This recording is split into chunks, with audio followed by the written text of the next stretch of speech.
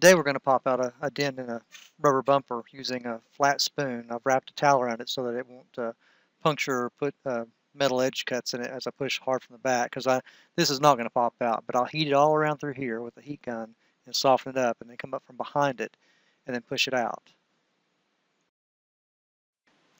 Now I'm going to use my trusty heat gun that I got from a Harbor Freight tool company. I think it's roughly around 10 bucks. They always range from 10 to 25 there. Usually I was getting on sale for 10 bucks. But I'm going to start heating the outer edges and we'll see what happens.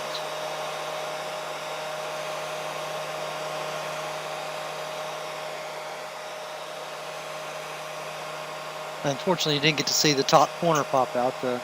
My little girl was filming me. She's 11. Didn't get to hit the record and saw that. Of course, you didn't really miss much. It didn't pop. I had to push it pretty hard.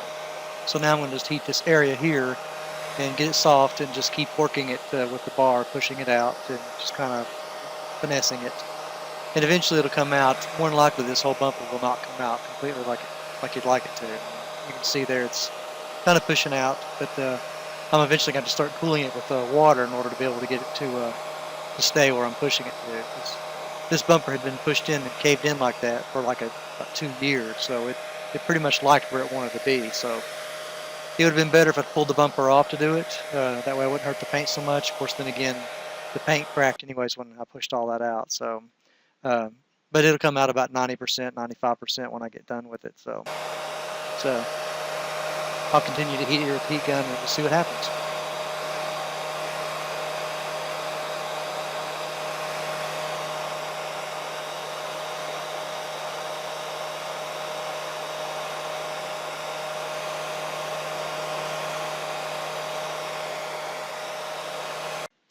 Now I'm going to start using cold water and put over the areas I've heated, and that'll help harden up the plastic or the rubber bumper there to become more solid and rigid. I'll probably have to heat it a few more times and cool it a few more times to get it about where I want it, but there's no way out of actually having to use mild fillers and Euro primers. Matter of fact, I'll have to use a urethane primer first on this whole area before I can actually use any kind of fillers.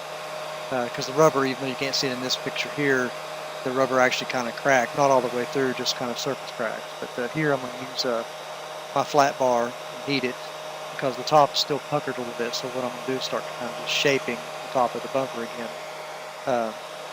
It's not exactly like metal or body filler. If you start sanding it, you're going to sand a hole through instead of getting down. So you have to push down the highs with the heat and just go at it gently. Like I said, this bumper really should have been replaced, but for what the customer wanted, it'll come out good enough.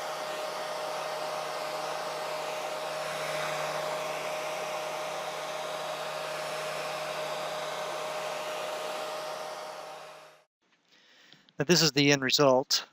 It's pretty much where it's going to be. From this point on, I'll have to use a DA sander and sand it down real good, sand all the cracks out of it and stuff. And then what I'll do is I'll use a mid-coat adhesion for plastic and then spray a urethane primer on it. Okay, now I've DA'd it down. Those aren't cracks. They look like it. It's just where the sander can't get to the little bit lower ledge in that. So I've already checked them. They're not cracks. It's surface type cracks in the rubber plastic bumper. So now I've got to finish. I'm going to take some 400 grit and kind of sand around that a little bit. And obviously I think he uses the bumper like a bumper car because it had some scrapes right there, and I DA'd those out, and it also had an impact right there, and I used the heat gun and pushed down a little bubble in the top, and I think I may have to do a little bit more spot. It's got a little bit of a high right there, so I'll have to push that back down a little bit. And it's probably not going to really use much more than just some primer to finish that out, but we'll see how this turns out. Okay, now I've primed them, filled in some of the little minor scratches, but it's rippled a little bit, and it's going to take a little bit of filler to get that to kind of straighten up. Mostly just recreate that body line edge to make it look defined. Everything else came up pretty good. Same with this one, it's just got a little bit of a wrinkle right there, a little dip in it from where it got hit, and puckered a little bit. I've still got to put a bolt, a rewash or something in this fender here where it's come loose. I saw where the plastic got ripped inside there. And then that spot there, I think if I sanded it, it'd be just fine the way it is. Okay, it's all painted now. Of course, I just got through washing it, so it's wet. It's hard to tell, I guess. Everything blended in pretty good. Paint matched great.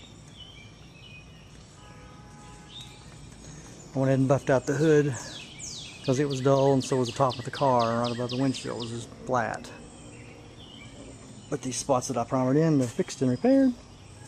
I went ahead and got rid of his black goo he had at the base using some enamel reducer. He had a lot of nicks and scratches in this side, and I got rid of those, or most of them. There's still some left that's deep dug in, but this was an under 24-hour job. I did take a little extra on washing it. He hasn't washed his car, especially at the top of the car, like I think since he bought it. The bumper came out good. Everything blended in good.